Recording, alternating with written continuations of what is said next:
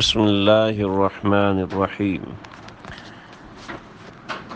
آپ صلی اللہ علیہ وسلم کا ارشاد ہے، مطل الغنی ظلم، مطل الغنی ظلم، مطل الغنی ظلم، غنی کا ٹالنا ظلم ہے۔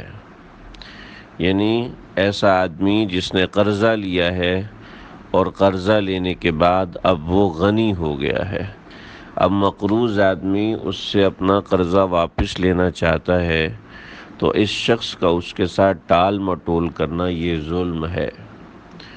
شریعت نے سب سے پہلے تو یہ سکھایا ہے کہ بلا مجبوری، بنا کسی شدید عذر کے کسی سے قرضہ نہ لیا جائے، لیکن اگر کوئی مجبوری بن گئی ہے تو آپ کو اجازت ہے، آپ جتنی ضرورت ہے اتنا قرضہ کسی سے لے سکتے ہیں۔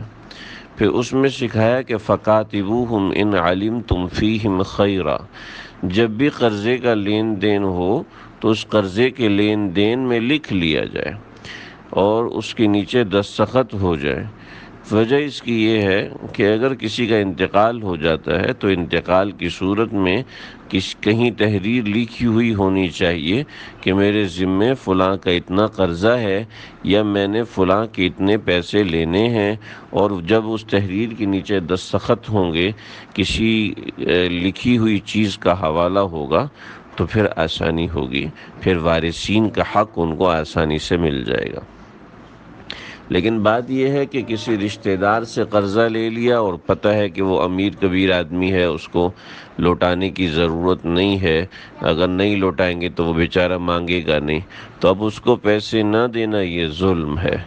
ہمارے ہاں یہ بہت کثرت سے رواج ہو گیا ہے کہ پیسے لے لیتے ہیں لیکن واپس دیتے ہوئے موت آ رہی ہوتی ہے، واپس دیتے وقت جان نکل رہی ہوتی ہے۔ لہٰذا اگر کسی سے قرضہ لیا ہے تو دیکھیں مجبوری میں قرضہ لیا ہو، شوقیہ قرضہ نہ لیا ہو۔ اور دوسری بات یہ، ہاں کسی نے انویسٹمنٹ کرنی ہے اس کے لیے قرضہ لینا جائز ہے، لیکن ایسے قرضہ لے کہ اس کی ادائیگی آسان ہو، اس طریقے سے قرضہ لے کہ ادائیگی آسان ہو۔ گاڑی ہے وہ قرض پہ اٹھانا، قسطوں پر اٹھانا، بینک کے ذریعے سے اٹھا رہے ہیں، جائز ہے، لیکن پسندیدہ یہی ہے کہ جب شدید ضرورت ہو تب قرضہ لیا جائے، وگرنہ قرضہ نہ لیا جائے۔